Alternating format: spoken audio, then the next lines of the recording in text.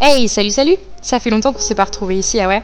Bah, je suis pas très régulière et pourtant j'ai encore plein de vidéos à vous poster. On commence comme promis par le CCE de Chigny, donc des écuries de Chigny qui se situent dans l'Oise. J'étais engagée donc comme les autres concours en club 1 puisque c'est la saison que nous faisons cette année. La reprise que je déroule ici, c'est l'ancienne reprise de club 1 parce que le concours avait eu lieu avant le 5 septembre et que la reprise changeait à partir du 5 septembre. Voilà, on voit que le début de reprise se passe plutôt bien, même si la jument est pas très stable dans la main, il y a un petit peu de progrès, au moins elle est sage, parce que dans le stage, si vous avez regardé la vidéo du stage qu'on avait fait à Chigny, elle était beaucoup plus exclusive que ça. J'ai eu une note plutôt pas mal, je crois que j'étais dans les alentours des 68%, ce qui nous place deuxième après le dressage, il me semble. Mais vous verrez que ce CCE, c'était vraiment le CCE des surprises et des bêtises, parce que évidemment, quel serait un CCE avec moi sans faire de bêtises? Vous commencez à me connaître. Donc je n'ai pas gardé cette deuxième place tout du long. Enfin, vous verrez. Là, on voit que ça se passe franchement plutôt pas mal, la jument est sage, même le pas, elle a réussi à marcher tout du long, ce qui est quand même un exploit à souligner. Son cercle, elle l'a fait assez régulier, je l'ai plutôt bien dessiné, l'incurvation y est, les hanches ne dérapent pas trop, franchement, c'est plutôt correct. Le départ au galop, madame s'ouvre, et puis il manque un petit peu de tonicité quand même dans le départ.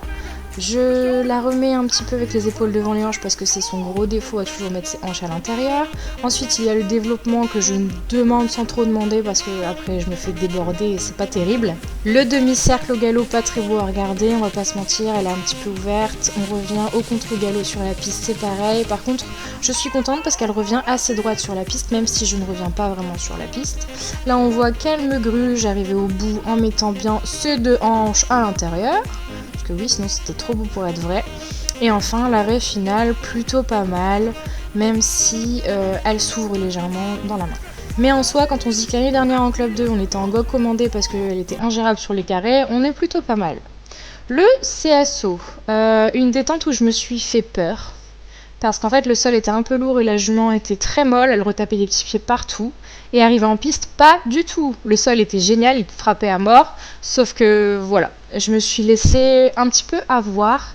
Parce qu'elle n'était pas du tout pareille entre la piste et la détente. Et évidemment, moi, il m'en faut pas plus pour être complètement perdue. Donc là, on voit déjà, voilà, les distances sont pas bonnes, je me tape une barre. Je tire, je pousse, je m'agite, alors qu'en fait, il faudrait juste que je sois posée au-dessus de mes pieds et que j'arrête de faire n'importe quoi.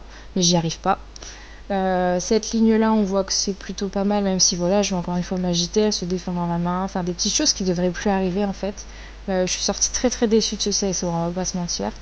Là, bah voilà, je relance à mort, on sait pas pourquoi. Là, je vais m'agiter, hop, là, voilà, ça rentre pas très bien dans le double, elle nous sauve la vie. Franchement, horrible ce CSO.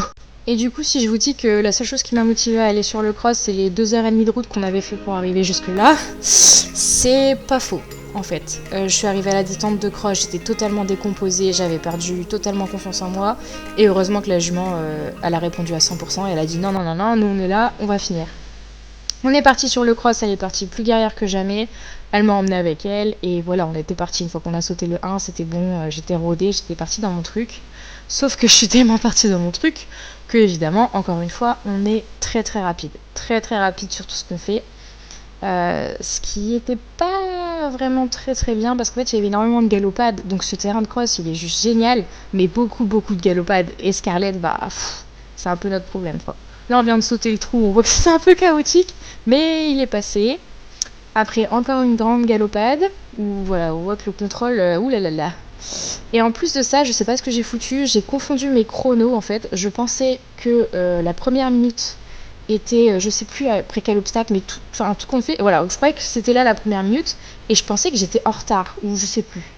Bref, j'ai cafouillé total dans mon chrono. Du coup, je me suis dit qu'il fallait que je rattrape le temps. Donc, je suis partie, après, on verra, il y a une énorme galopade, et je l'ai laissé galoper en me disant que j'étais en retard. Parce que pour moi, comme c'était une des premières club 1 officielles que je faisais vraiment avec elle, bah pour moi, j'étais en retard en fait. C'était pas choquant, parce que j'avais été habituée au chrono de club 2.